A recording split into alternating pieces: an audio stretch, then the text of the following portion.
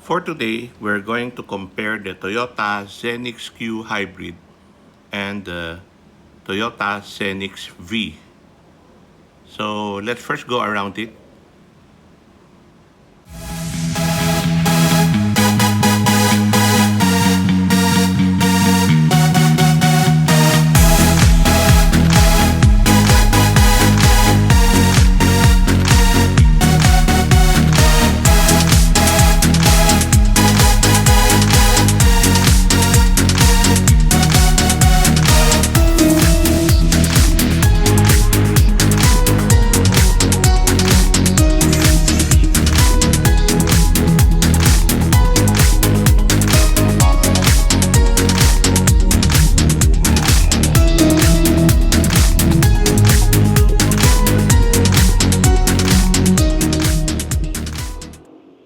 So let's look at the front. You have an LED headlamp. Both have the same LED headlamp.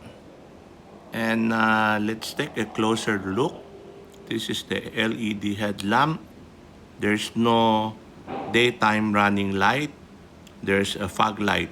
For the Q Hybrid, there is the daytime running light. This is the daytime running light. Okay, so let's see what are the other differences. The aluminum alloy wheel. For the Zenix V, the tire size is 215/60 R17 and 5 lug nut. Let's look at the Q Zenix. The tire size is 225/50 R18. So there's a big difference in the aluminum alloy wheel. Now, let's look at the other differences. There's a hybrid emblem here. For this one, there's no hybrid. Now, let's go to the back and let's see what's the difference. The tail lamp is the same. Here, there's a V emblem, and on the other side, Innova Zenix.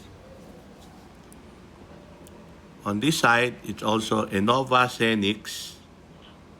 And here, there's a Q Hybrid emblem. So that is the only difference from the back. You have power rear door. And let's look closer. There's a small space here. And then this is where the tools are stored. Now, let's look at the third row seat. The third row seat can be fold down. Okay, so for you to have a wider storage space, there is a cigarette lighter plug for the third row passenger on one side only. And let's bring the seat up again. Now, we will, I want to fix this one first. Let me put the camera down. So, let's put it back properly. Okay. Now, let's go to the Zenix B. Let's look at the inside of Zenix B. It's also power rear door. The same power rear door. And then, let's go nearer. The same, there's a space here for storage. And then the third row seat can be fold down also. But the seat is fabric already. Okay, this is the third row seat. It is in fabric. Okay. Now, let's go back to the Q and look at the leather here. So that is the main difference. Leather seat for the Q Hybrid and fabric seat for the B model. Now let's go and look at the second row passenger seat. Okay, for the second row passenger seat, this is it is two captain seat, no? The configuration is 223. So you have captain seat, and here you have control for the aircon, and you have two USB-C port.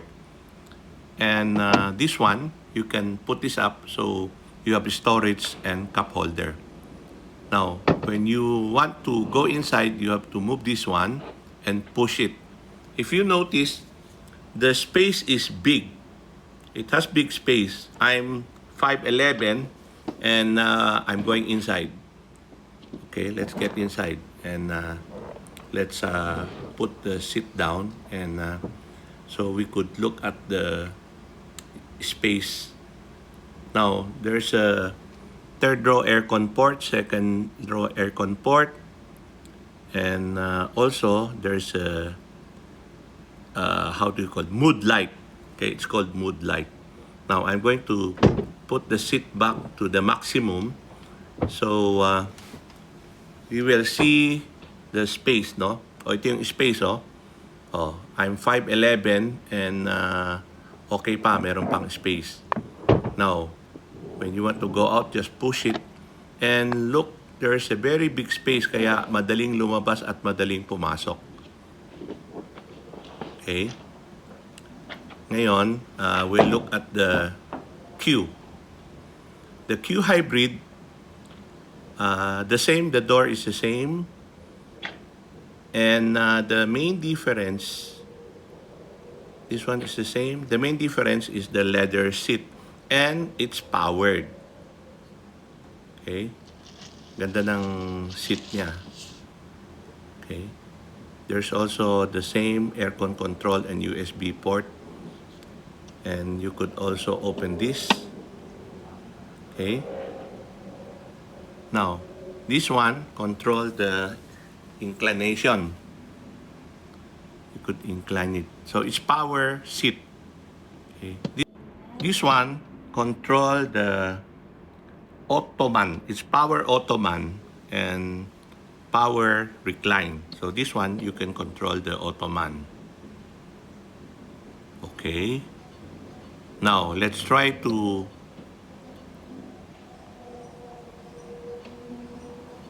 let's move the seat forward, and we'll see.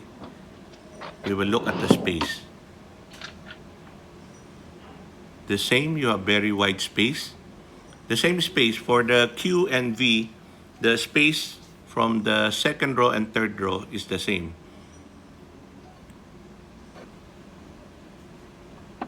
Now let us put this down. You have to push this one and put it down.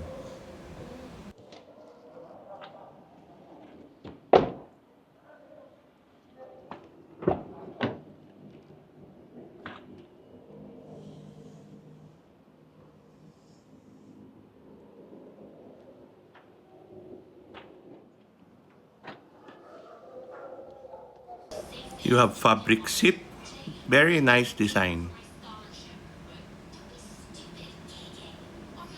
Okay, fabric seat, and then there's storage area here. You have a cigarette lighter plug, the console box, and then you have a storage, but it's open from the driver's side. So let's move to the other side.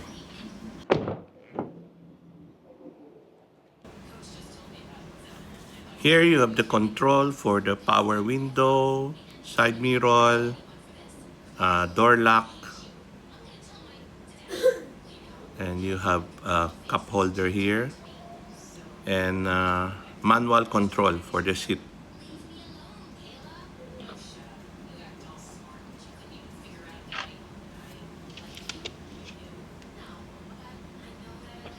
Okay. Now let's get inside. I'm going to open the engine so we could see more feature. It's a push button start.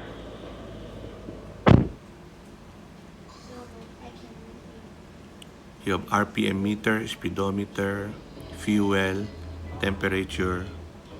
This is the entertainment system. It has AM, FM, Apple CarPlay, which is wireless, Android Auto, Bluetooth, and also support voice command. It's an automatic transmission with eco mode, USB-A and USB-C, and you could also control the stereo from the steering wheel.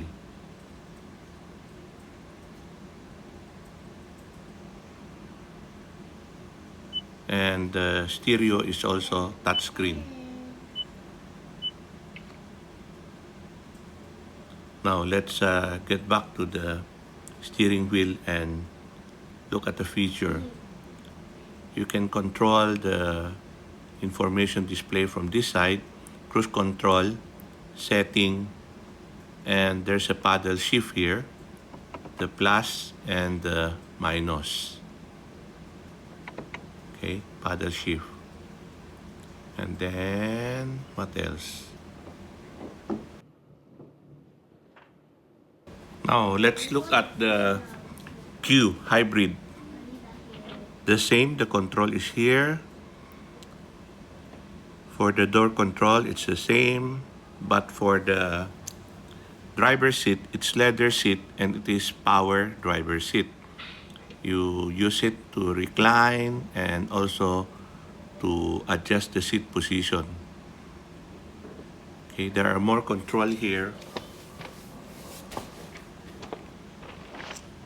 And I'm going inside, so we will start it also.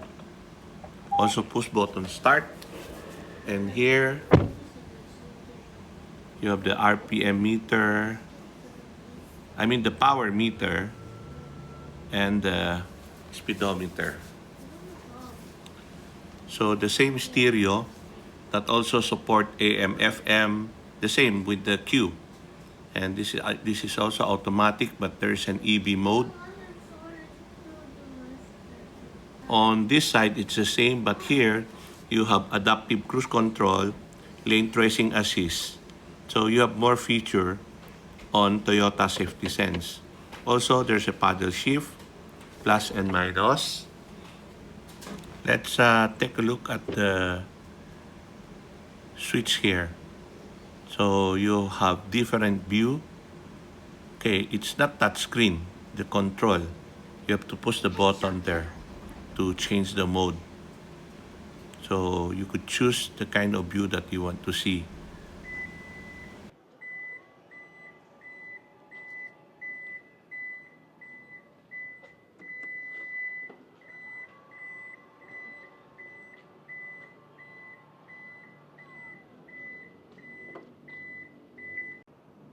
Now, let's look at the engine for the hybrid. It's a M20A-FS hybrid 4-cylinder 16-valve, 2-liter, 152 horsepower, and the motor generator also give you 113 horsepower.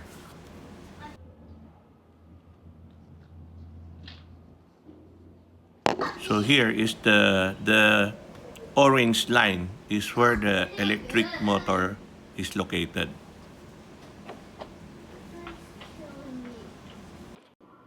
Now, let's look at the V, which is M20-FKS. That's a difference. The same 4-cylinder inline 16-valve, 1987cc, but the output is 174 at 6,600 RPM, and the torque is 205 at 4,500 RPM. So that's all for now. This is the comparison between the Innova Zenix V and the Toyota Innova Zenix Q. Thank you for watching. Please subscribe.